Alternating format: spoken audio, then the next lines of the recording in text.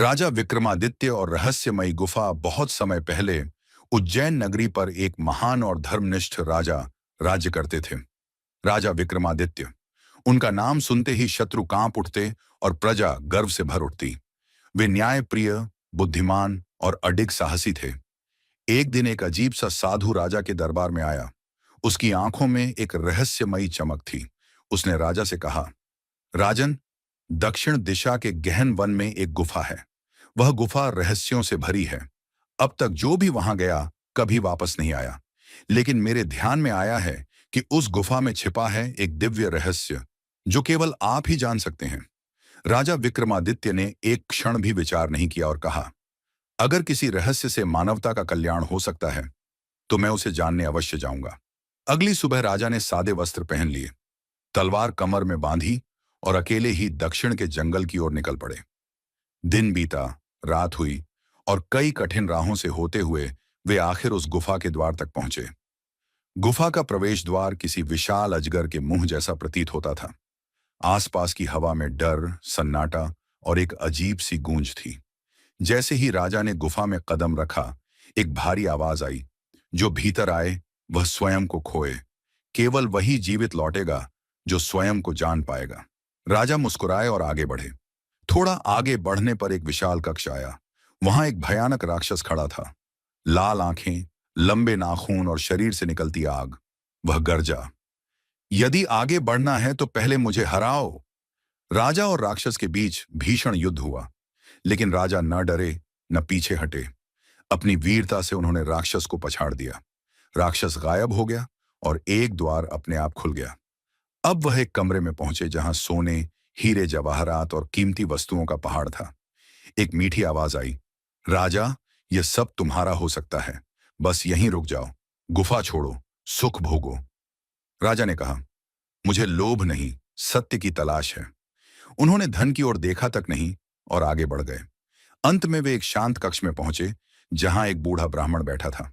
उसने पूछा, अगर तुम्हें दो में से एक चुनना हो, राज्य या धर्म, तो तुम क्या चुनोगे? राजा ने बिना झिझक कहा, राज्य बदलता है लेकिन धर्म चिरस्थायी है, मैं धर्म को चुनूंगा। ब्राह्मण मुस्कुराया और बोला, राजन, तुमने तीनों परीक्षाएं पार कर ली। अब सुनो गुफा का रहस्य। यह गुफा संसार के सबसे बड़े सत्य की रक्षा करती है, और वह सत्य है। स्वयं को जानना ही सबसे बड़ा ज्ञान है। जिसने स्वयं को जान लिया वह सच्चा राजा, सच्चा मानव बनता है। अचानक गुफा में प्रकाश फैल गया। राजा की आत्मा जैसे और भी तेजस्वी हो गई। वे बाहर निकले तो देखा समय बीत चुका था, लेकिन लोग उनका इंतजार कर रहे थे। प्रजा ने उन्हें देखकर जयकार की, लेकिन राजा विक्रमादित्य अब पहले जैसे नहीं थे। वे और भी शांत, गहरे और दयालु हो चुके थे। उन्होंने वर्षों तक धर्मपूर्वक शासन किया और गुफा के रहस्य को अपने आचरण से लोगों को सिखाया। कहानी की सीख, सच्चा साहस बाहरी शत्रु से नहीं, भीतर के डर से जीतने में है। लोभ और मोह से ऊपर उठना ही आत्मज्ञान की ओर पहला कदम है। राजा वही है जो धर्म, सत्य और न्याय को सबसे ऊपर रखे। राजा विक्रमादित्य का राज्य अपनी समृद्धि, न्यायप्रियता और शौर्य के लिए दूर दूर तक प्रसिद्ध था।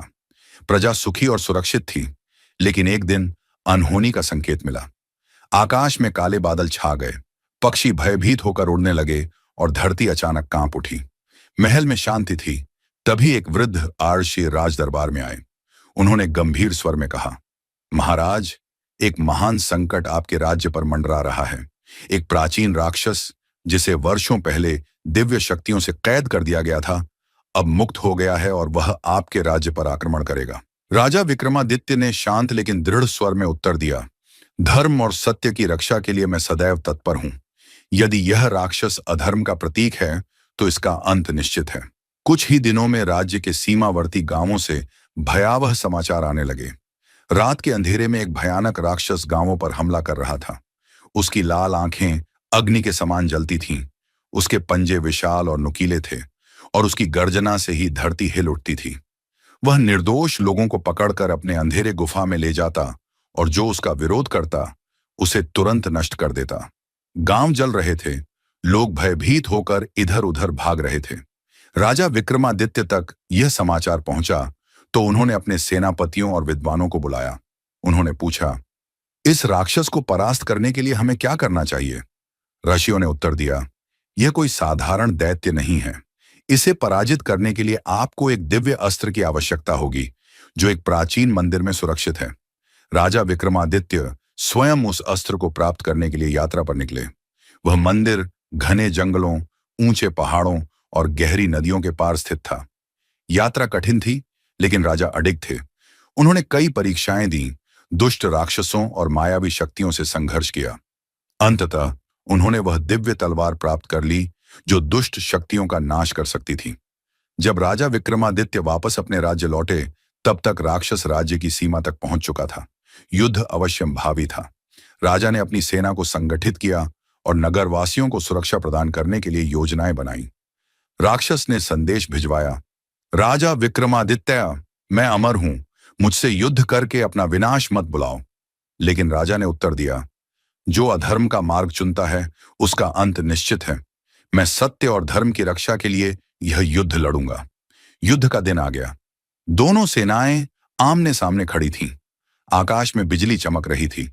राक्षस ने अपनी गदा से आकाश में आग उछाल दी, जिससे चारों ओर अंधकार फैल गया। लेकिन राजा विक्रमादित्य अपनी तलवार के तेज से उस अंधकार को चीरते हुए आगे बढ़े। युद्ध घमासान हुआ। राक्षस ने अपनी मायावी शक्तियों से राजा को भ्रम में डालने की कोशिश की, लेकिन राजा ने अपनी सूझबूझ से हर चाल को विफल कर दिया। उनकी तलवार से निकलने वाली दिव्य शक्ति ने राक्षस को घायल कर दिया। युद्ध कई घंटे चला। अंततः राजा ने अपनी दिव्य तलवार से राक्षस के हृदय पर प्रहार किया। राक्षस चीखते हुए जमीन पर गिर पड़ा और उसकी शक्ति क्षीण हो गई। उसकी अंतिम सांसें लेते हुए उसने कहा, मैंने अधर्म का मार्ग चुना और यही मेरी सबसे बड़ी भूल थी। राजा ने कहा, अहंकार और अन्याय का अंत निश्चित होता है। राक्षस धूल में मिल गया और उसका आतंक समाप्त हो गया। राजा विक्रमादित्य विजयी होकर अपने राज्य लौटे। प्रजा ने हर्षोल्लास के साथ उनका स्वागत किया। उन्होंने सभी को संबोधित करते हुए कहा, यह विजय केवल मेरी नहीं, बल्कि धर्म, सत्य और न्याय की विजय है।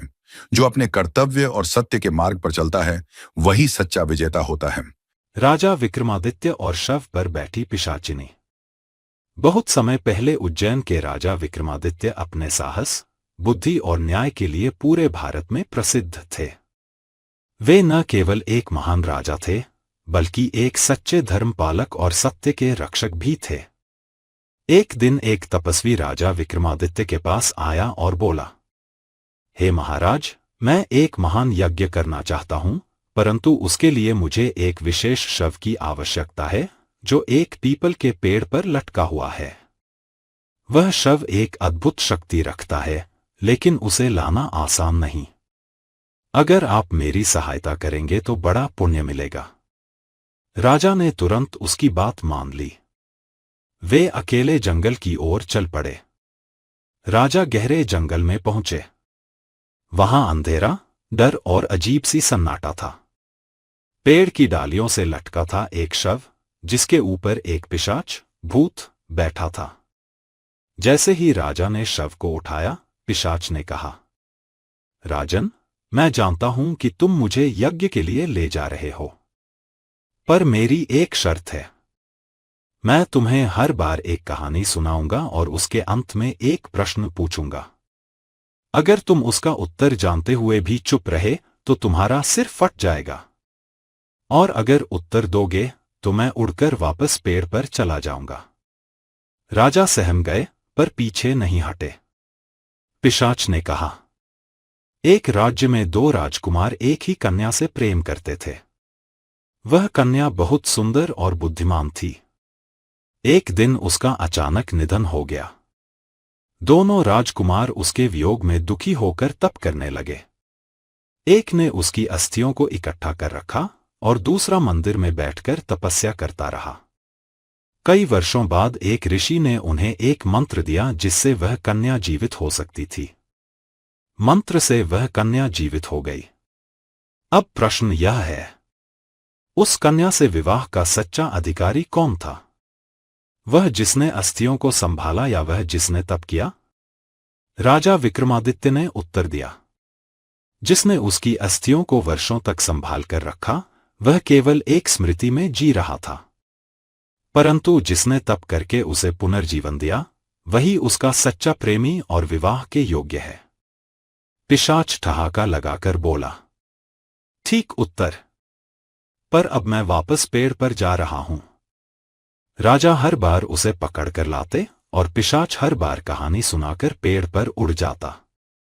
इन कहानियों में जीवन की गहरी सच्चाइयां और नैतिकताएं छिपी थी।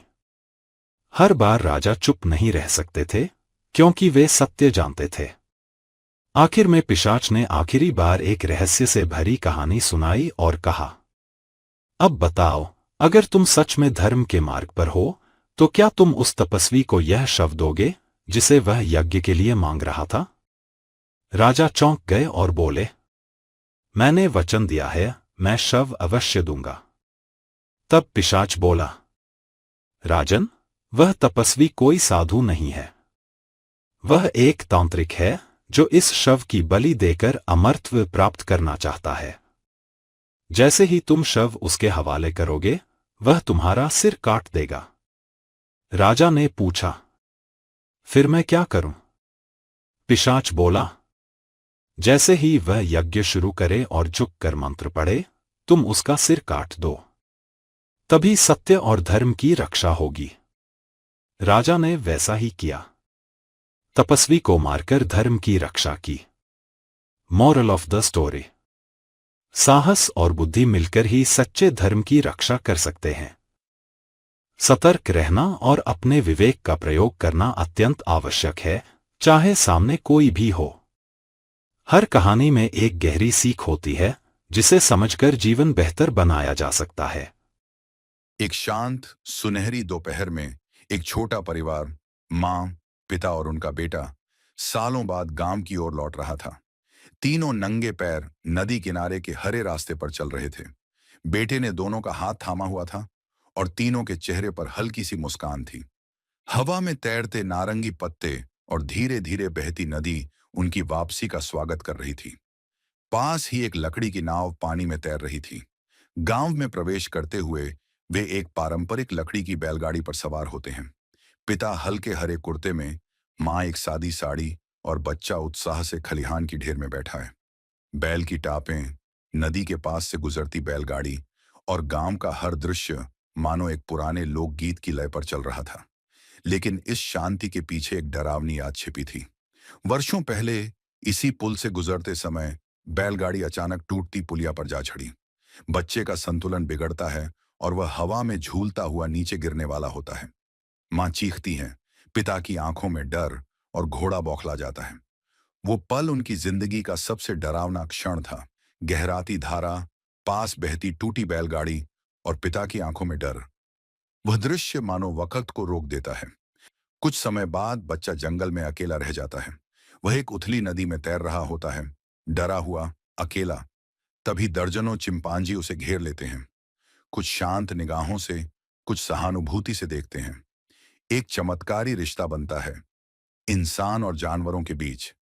एक दिन एक महिला, जो अब एक वन अधिकारी है, जंगल में उस बच्चे को ढूंढती है। जैसे ही वह बच्चे को गले लगाती है, चारों ओर के चिंपांजी शांत बैठ जाते हैं। आंखों में आंसू, चेहरे पर मुस्कान और हवा में प्रेम। अब बच्चा फिर से अपने माता पिता के साथ है, लेकिन वह जंगल भी उसका घर बन गया है। चिंपांजियों के बीच वह नाचता है और वे तालियां बजाते हैं। एक नया जीवन, एक नया परिवार। सूरज ढल रहा है। गांव की मिट्टी फिर से उस बच्चे के कदमों को महसूस कर रही है। लेकिन अब उसके साथ हैं जंगल के दोस्त, चिंपांजी। गांव के बच्चे और चिंपांजी मिलकर खेलते हैं। एक चिंपांजी छत पर बैठा है, एक बच्ची चुपचाप चिंपांजी की नकल कर रही है। जंगल और इंसान का रिश्ता भाषा से नहीं, भावना से जुड़ता है। जहां डर से जन्मी दूरी प्रेम से मिट जाती है।